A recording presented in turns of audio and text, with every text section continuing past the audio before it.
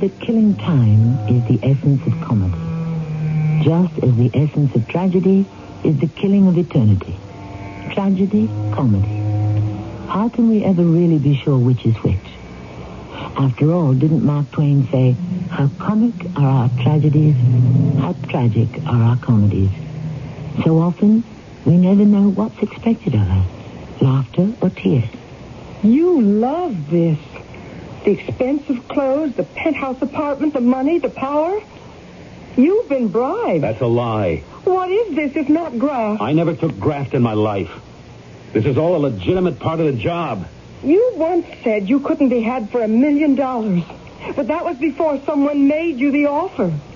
It's different when the money's on the table, isn't it?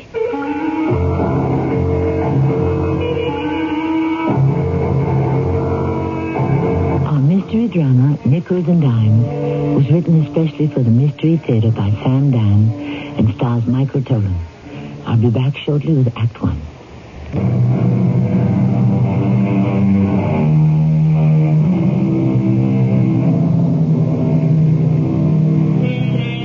During the day, it's a run-down neighborhood of various repair shops and garages. But at least there is noise, movement, lights. At night, the rickety buildings are deserted, silent, almost ghost-like. Hardly a soul may be seen anywhere on the street. An automobile comes slowly down the block. Is the driver lost? Is he looking for something? Someone? The car comes to a stop. A stout, middle-aged man gets out. He carries an attaché case. Suddenly, a tall man steps out of the darkness of the doorway. He holds a revolver. Freeze! It's the police! Put down that case, put up your hands. The stout, middle-aged man does as he is told. But meanwhile, as if from nowhere, a third man appears on the scene.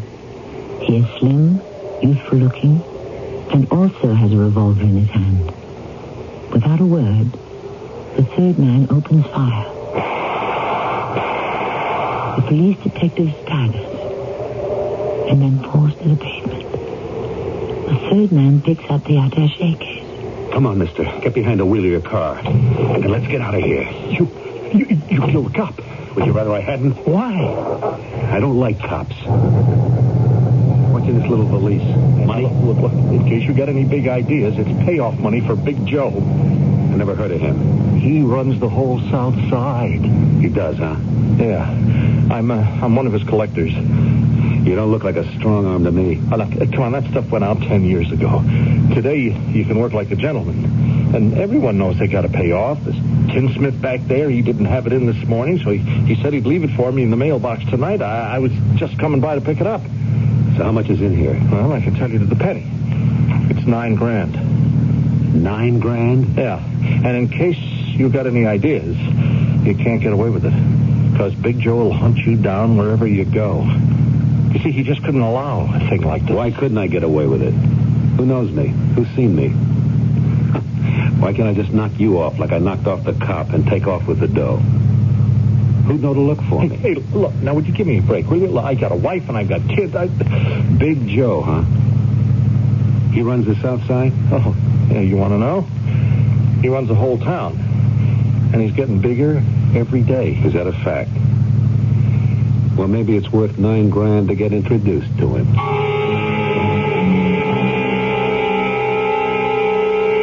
What's your name? Ray. Ray what? The name I'm using this year is Vance. Ray Vance. My man Eddie tells me you knock off the cop. Just like that. Why? I told him I don't like cops. You could also have knocked off Eddie and kept the dough. You'd have been in the clear. Maybe I'm looking for more than $9 grand.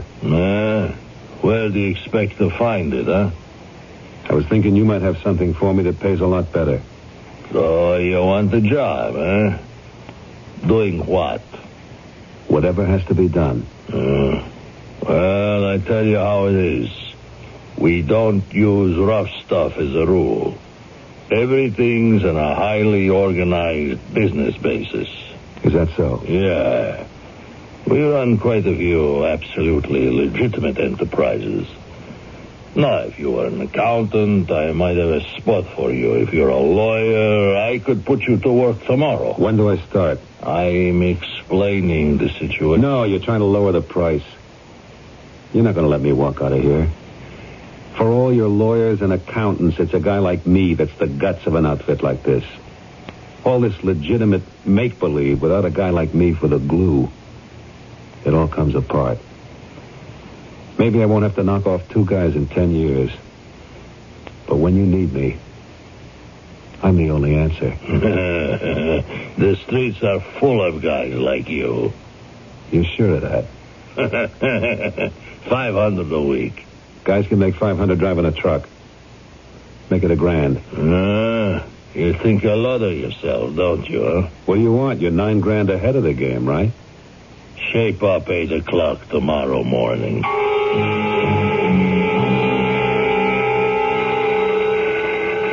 Who is it? Ella, Ella? What do you want? what do I want? All right. What do I want? Okay, I shouldn't have said it. You disappear for almost a month without a word. Well, Ray, say something. I can't say anything right now. Well, you could have told me you were going undercover. How did you find out? I heard on the radio. Barney Smith was gunned down by some hoodlum. I had to take his wife to the hospital. Oh.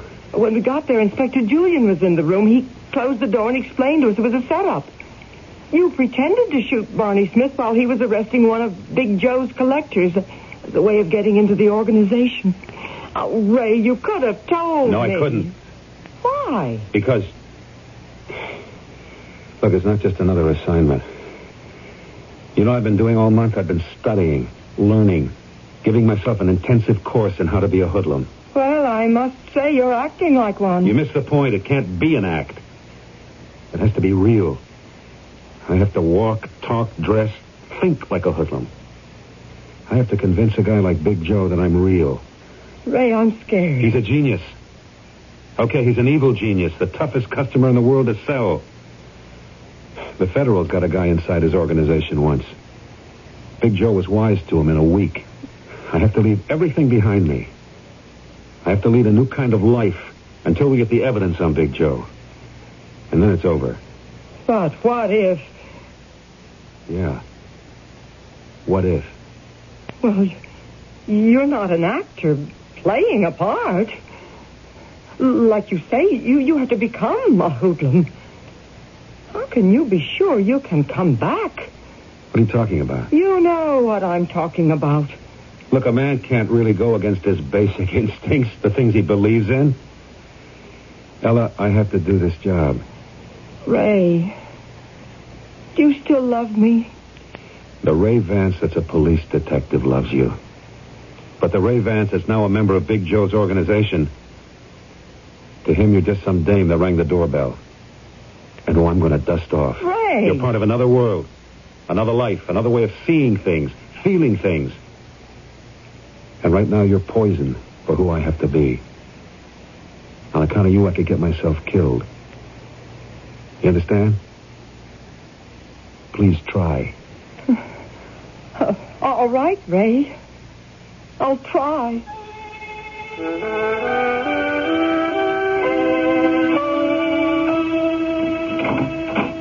Well, here it is, 8 o'clock. You're right on time. Time is money. You read the newspapers? Only the comics. It's on the front page. That cop you shot. He's in the hospital. They think he'll live. I must be slipping. No, you hit him in the right place. But the bullet was deflected by his shield. Well, it was a good job, Ray. But that was yesterday. The guy's name is Barney Smith. I'm told he's an honest cop. So what? I can't understand honest cops. What's to understand? Where are you from? The West Coast. Is there a record on you anywhere? No. Uh-huh. How did you manage to stay clean, eh? Smart. And lucky? Mostly smart. What have you been doing with yourself? Trying to make a buck? How? With whom? How? With a 38. And with who?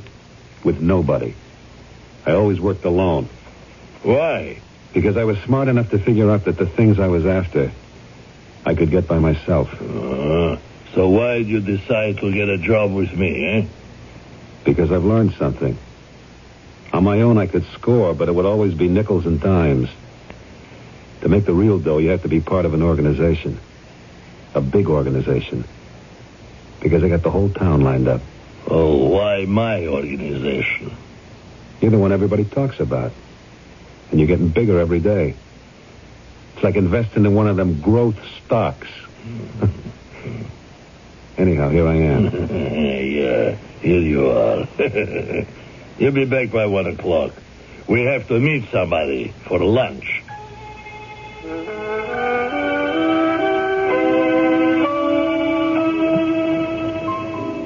You ever been in Luzetti's before? No. We're meeting Jim Terry. Do you know who he is? Nope. He runs the north side. And you're going to eat lunch with him? Why not? We're good friends. Okay. I want you to meet him. Yeah. Here comes Jim now. Hey, Jim. How do you? Jim, I want you to meet a new associate of mine. Shake hands with Ray Vance. Ray? How are you? Come, sit down. I already ordered your drink, and here it comes. Thank you, Tom. Gentlemen, to good health and happy days. Well, Jim, you asked for this little get-together. What's on your mind, huh? You've got a couple of guys, Joe, that have to be told where the border is between the north side and the south. Why? What do you mean, Jim? What do I mean? I mean everything. One of your collectors is trying to shake down the stores in Trent Street. Trent Street? That's fine, Joe. It is, according to the agreement.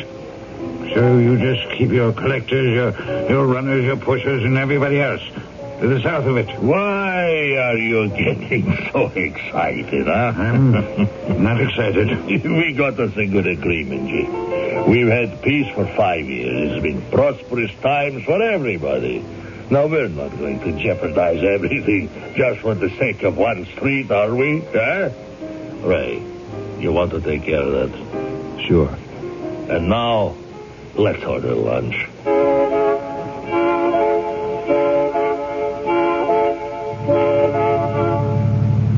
Well, what did you think of the lunch? What was I supposed to think? Why do you think we had it, huh? He had a beef about you moving in on his territory. No. Why do you think I brought you along? You said you wanted me to meet him. No. I wanted him to meet you. Why?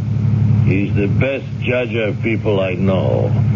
He took one look at you. His face turned pale. You notice how excited he became when he started to argue? It was all because of you. Me? Do you know why? It's because he knows that one day you're going to kill him. How does he know? Oh, it's true. You are, one day, when I've got everything in place. When the time is right.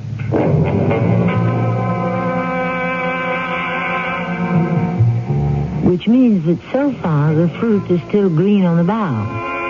Here we have Detective Ray Vance undercover as a hoodlum and succeeding beyond any reasonable expectation.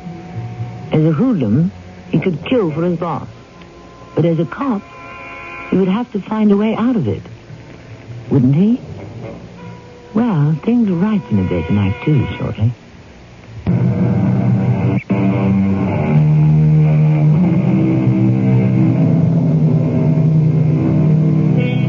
Everyone, said Mr. Mark Twain, is a moon and has a dark side which he never shows to anyone. That dark side, that unknown and mysterious part of our innermost being. We may not even be aware of it ourselves. Does any of us know the true nature of the forces that may be raging through our subconscious? You sent for me, Joe? Yeah, sit down, Ray. What What's up? Something that may become a problem, Ray. Yeah? I understand some of the boys are going in for freelance stick-ups. Now, this kind of thing can only get the organization into trouble. I want it stopped.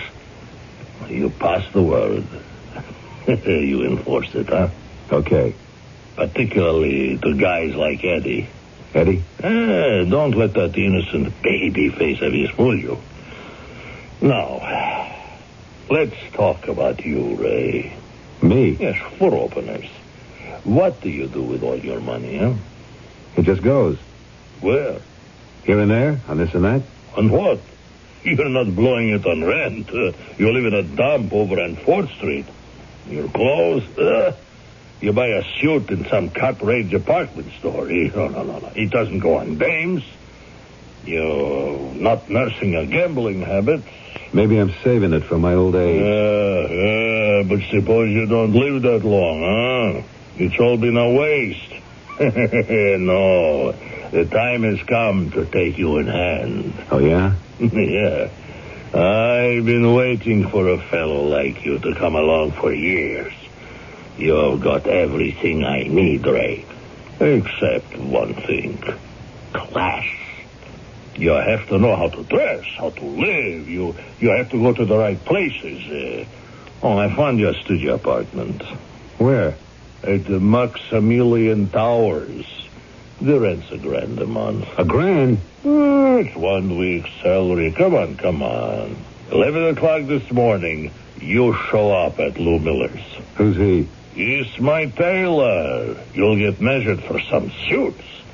Then I'll send you to a place with the right shirts and ties and shoes. Hey, what do I need it for? You need it, Ray. Everybody needs it if they want to be somebody. Like you said, till now, all you ever did was nickel and dime jobs. So everything about you was nickel and dimes. You're moving into a new world, Ray. You have to develop a new attitude. Your secretary said it was okay to pop in for just a minute, Joe. Oh, it sure is. Millie Morris, I'd like to present my associate, Ray Vance. Well, how do you do? Oh, don't you open next week at the Royal Palace in Vegas? I'm on my way out there now.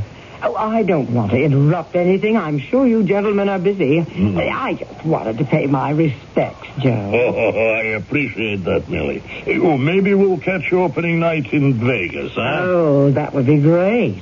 Goodbye, Joe, and thanks for everything. Well, it's so nice meeting you, Mr. Vance. Likewise. Goodbye, Millie. That was Millie Morris, the singer? We own 51% of the Royal Palace Hotel and 31% of her. Oh. Oh, that's all part of it, Ray. Class hotels, class acts. You see why we have to be class guys, huh? Don't be late for your appointment with the tailor.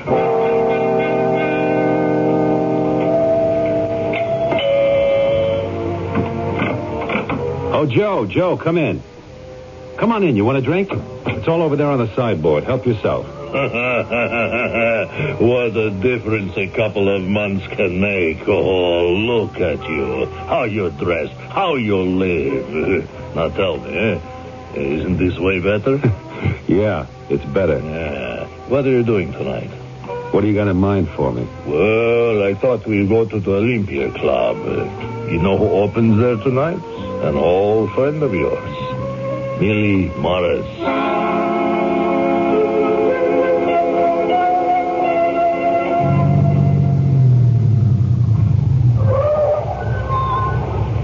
Barney? Over here, Ray. Barney. Hey. Old Barney Smith. It's been a long time, Ray. At least 3 months. The inspector's worried we haven't touched base for too long. Look, we've got to keep connected, Ray. You know that. Yeah, I know. Hey, look at you. The suit, those shoes. Oh, I hate to think what they cost. Yeah, I know. But I got to dress the part. Yeah, you sure look it. I might not have recognized you. So, what are you doing for Big Joe? What have you found out so far? Nothing we didn't know before. You always knew he had the gambling, loan sharking, drugs.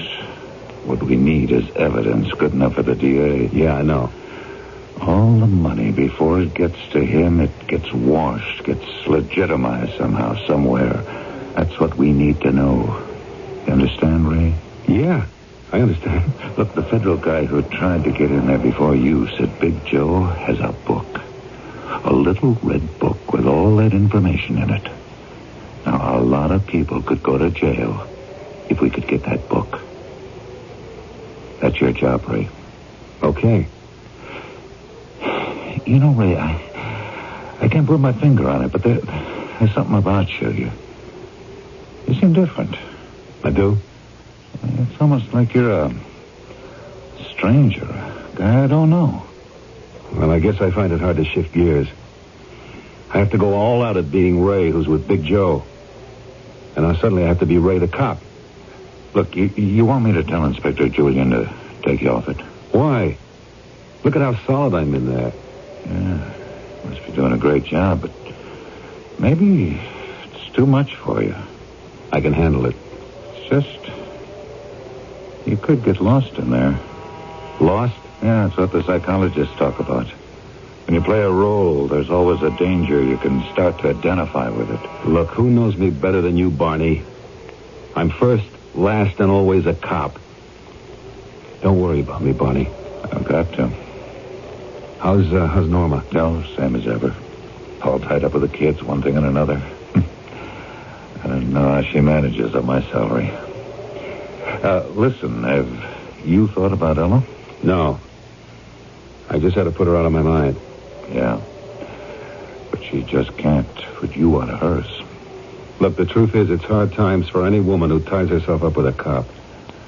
Ray, couldn't you just see her once in a while? No, I couldn't. Why not? Look, even seeing you sets me back. Because you remind me that I'm a cop. I see things like a cop again. I think like a cop. I react like a cop. I got 45 minutes till I meet Big Joe. 45 minutes to work myself back into being a hoodlum. A $600 suit, $200 pair of shoes, a $90 shirt. But still a hoodlum. Okay. Just remember your assignment. Get that book. That little red book.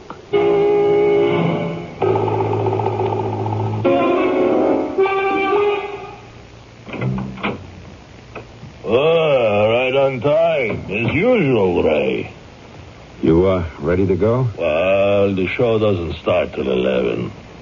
Ray, I decided to double your salary, and that's just the beginning.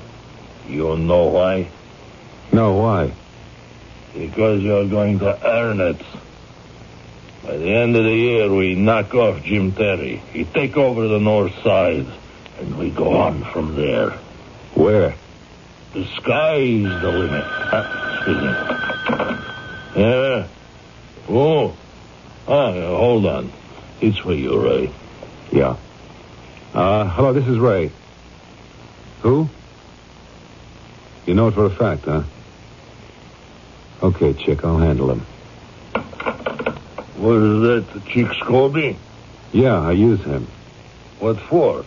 Well, you passed the word you don't want any freelancing.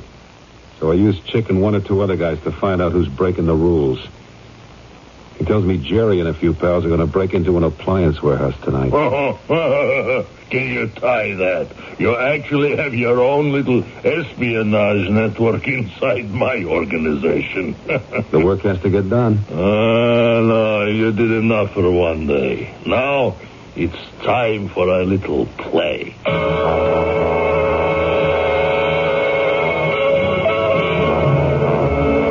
Big Joe, Mr. Vance, your result table is all ready. Please, come this way. Well, thank you, Francois. Ray, I don't have anything small on me. Slip him $10, huh? Okay. And here we are. I know you will enjoy the evening. Oh, and thank you very much. $10. What did you say? Who, me? I didn't say anything. Yes, you did. You said $10. Did I? Well, is something wrong, Ray? What could be wrong? I don't know. Seems to be something different about you tonight. Different, like what? I can't put my finger on it. Ah, yes, I can. You got a little thing for Millie Morris, huh? And you know she goes for you? You can't fool Joe here. It's Millie, isn't it? You got everything else. All that's missing is a dame.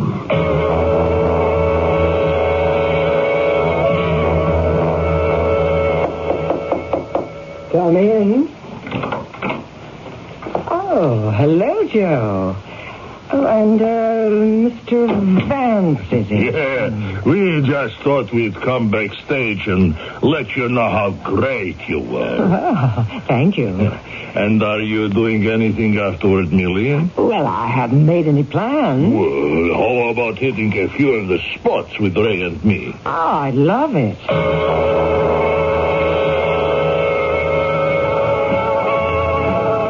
Look what time it's getting to be. Oh, the evening's young. Hey, wait a minute.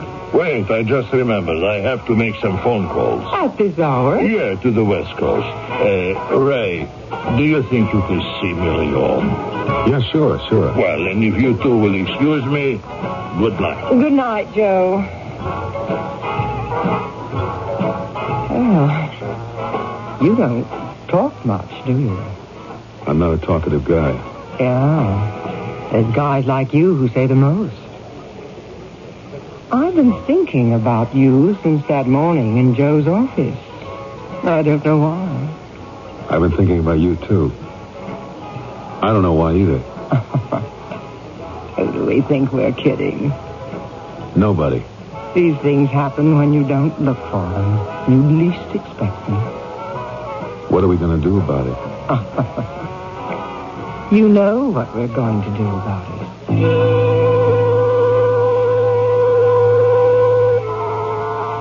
That much is obvious. It was Mr. William S. Gilbert who wrote that a policeman's lot is not a happy one. Mr. Gilbert never met Detective Ray Vance. The way it looks from here, Detective Vance may be headed for an unhappy ending. But he's certainly going to have a happy time getting there. And so will we, in Act 3. But if the pretender actually begins to find reality in his make-believe, then it can no longer be considered a pretense. This is obviously the problem that our hero, Ray Vance, seems to be struggling with. He is losing track. Is he pretending to be a cop? Or is he pretending to be a hoodlum? Darling, What is it? I have to go. Why? I'm a working girl. I have to rehearse a new routine early in the morning. I never knew anyone like you. Well, I never knew anyone like you either. What's so different about me? Oh, there's something about you, Ray. It scares people. Does it scare you? No, it fascinates me. You're going places. What makes you say that? I can tell by the way Joe tries to handle you. He's afraid of you. You're going to become very rich. Rich. Ray, you're going to be worth millions. You're going to have everything a man could ever want. Including you? Including me. I'll tell you something. This is the first time for me. I'm not saying there haven't been other guys, but this is the first time I know I'm in love.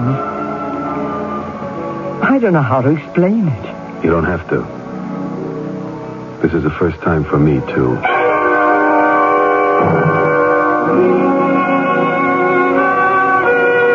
I understand you and Millie are an item, huh? Yeah. Well, I'm glad, Ray. She's good for you. There's been a change in you. You don't seem so nervous anymore. Oh, you want to hand me my jacket, please, Ray? I need my keys in the pocket. Thanks. I got a little notebook here, in which I keep track of all these transactions, but it's okay. We can talk while I write. Anyway, as I was saying, Ray, you don't seem to be so nervous anymore. You look like you're settled. Like you've made up your mind. Yeah. I've made up my mind.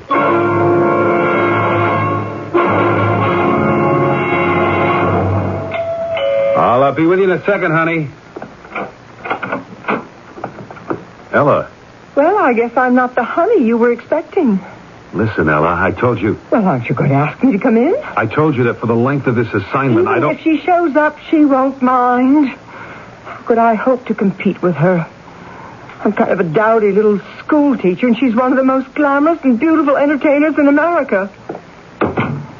Oh, quite a place. I would say it's light years away from the flat on 4th Street. And I was stupid enough to believe that you were happy there with me. Look, Ella, you don't understand. Do the honest thing, Ray. Resign from the department. What do you think you're saying? Look, Ella, let me set you straight. How can you resist her? What, are you telling me you're jealous? Ray, remember what we talked about 4 or 5 months ago? The pretense could become real because you would have to suppress your basic instincts and beliefs and develop a whole new set of values?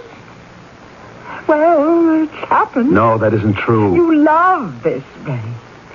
Expensive clothes, the luxurious apartment, the money, the power, the whole lifestyle. You've been bribed. This is graft. Oh, how you used to rail against other cops who took it. I was never on the take in my life. You can't accuse me of that. Oh, poor Ray. You always saw yourself as straight and incorruptible, and that's because you were never tested. I remember once you said you couldn't be had for $1 million, but no one had ever offered you $1 million. It's different when the money is on the table, isn't it? And then, of course, we have Millie Morris. Leave her out of it. How can I leave her out of it? She's part of the bribe, isn't she? Millions of men want her, and you've got her. But could you keep her if you were only a detective 1st grade? Look, you don't understand. I'm on a job. You could finish that job tonight. You have to pick up a certain notebook. What do you know about it? It's true. That book has to be available and accessible to Big Joe at all times, which means it has to be in his office. Now, you have access to that office. What are you waiting for? Things are not that simple. Oh, I didn't come here to argue. It's just that you were in love with me at one time, or I thought you were. And I wanted to let you know how I feel. Assuming that you care. I care. I care, Ella. It's just that nothing like this ever happened to me before. All my life it was nickels and dimes. And now suddenly... But you're right. You're right about everything. Look, I'll come through. Just have faith in me. The question is, do you have faith in yourself? I think I'd better go now. Ella. Yes? Goodbye, Ray.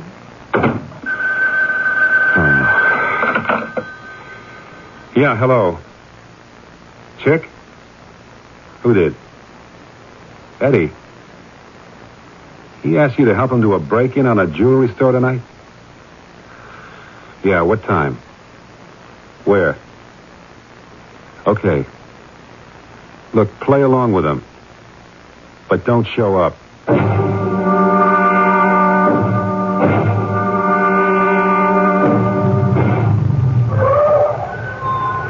I got here as soon as I could, Ray. How are you, Barney? Hell, me? I'm great. How are you? Look, tell Inspector Julian we're making progress. Good. We should have this thing buttoned up soon. Terrific. It's been a tough assignment, Barney. But I've got it all straightened out now. Inspector Julian will be tickled to hear it.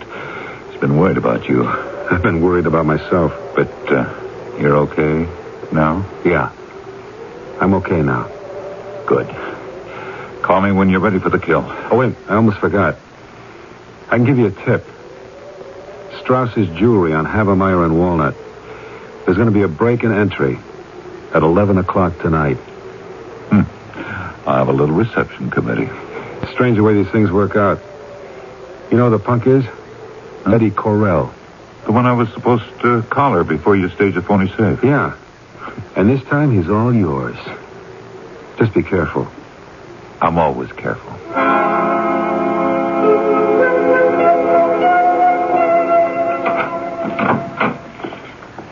What are you doing here? What am I doing here? Well, I let myself in with my key.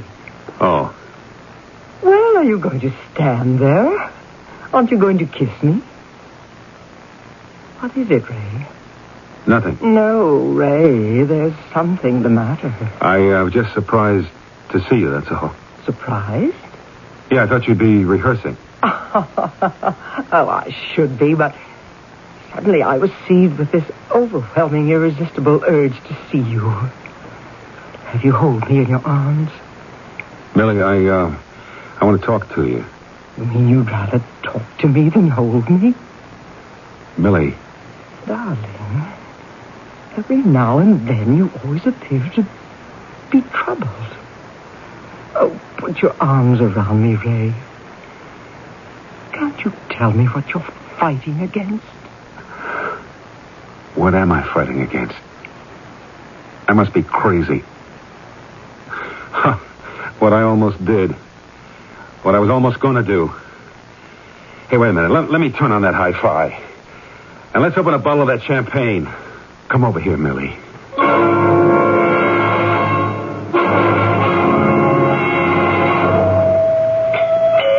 All right, just a minute. Ray, I waited for her to leave. I didn't want to just barge in. How do you know she was here? Well, her car was parked at the curb.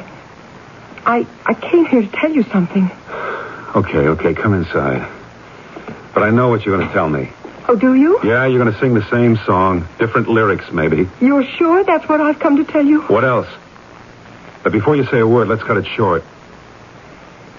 Look, you said this thing could change me. You remember that? Yes. Well, you were right. It did. I changed. I'm not the same Ray I used to be. You can see that. Yes. You said I'd never been tested. It's true. I never was. Well, I'm willing to face it. I can't pass the test. I see that.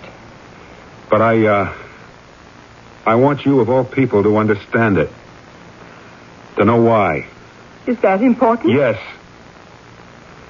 You and I, Ella, we were born, we were raised, we grew up in a slum. What do we know about having money that didn't have to pay today's bills or go into the bank to wait for tomorrow's? Well, I don't want any more of that. See, I want this. What you see. I know that. Well, if you know it, why did you come here to lecture me again? Look, I'm going to resign from the department. I know that, too. Then what are you doing here? I thought I would tell you the news. What news? About a very dear friend of yours and mine. Who? Barney Smith. What about Barney Smith? He's dead. He was killed last night at 11 o'clock.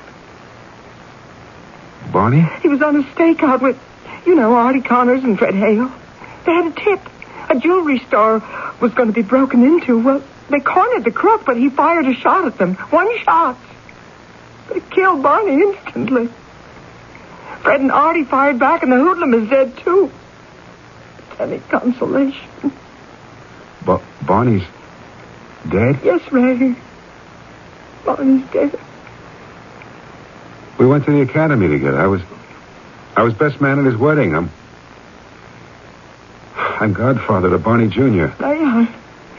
I'm sorry. Why am I standing around here? I got work to do. You're late this morning. Why, you have a rough night? Yeah. Why did I say rough? I should have said busy. Say, what's different about you this morning? I mean, look at you. Where did you get that suit? Morrison's. Morrison's downtown department store? They were having a sale. I picked up the shirt and the shoes, too. Ray, what's the gag? There's no gag, punk. What did you call me? I'd like to knock you right off that $1,000 leather chair. But you'd probably holler police brutality. Police? Keep your hands where I can see them. Don't press any buttons or go for the phone. I'll pick it up. You're a cop. You can't be a cop. Detective, first grade, Raymond Vance, at your service. I must be going crazy. Sit still. Hello, Inspector Julian. It's Ray. Send a squad car over to Big Joe's. We can bring him in now. Do you think you can arrest me? I'm doing it. What charges? I can fill a book. Let's just say drug dealing, loan sharking, bribery. Now I know you've lost your mind. You are not required to make any statements. Anything you say may be used against you. You couldn't make a single one of those charges. I haven't finished reading you your rights. You think it hasn't been tried? Nobody, not the city cops, the state prosecutor, the federal, could ever get anything on me. Is that a fact? Well, this time we have everything we need. In your own handwriting, too. Hey, what are you... The drawer. You notice the lock's been broken? The book? The little red book is gone. The book? How did you know about the book? You told me. How much? For what? For the book. It's not for sale. Yes, it is. I'm turning it over to the department. You're selling it to them. Your salary is the way they pay you for it. Have it your way. I offer you $1 million cash for that book. And what are they going to give you? Nickels and dimes. I guess I'll take the nickels and dimes. After all, didn't you once say I was a nickel and dime guy? But you don't have to worry about money anymore, Joe. Here comes your free ride.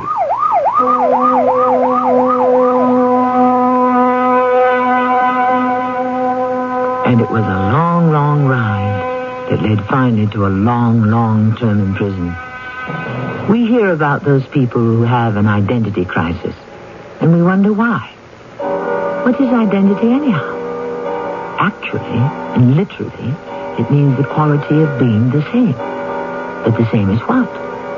Can everyone be the same today as he or she was yesterday? Judged by this standard, everybody goes through an identity crisis every day. Except, perhaps, most of us don't know it. I know I'll be back shortly.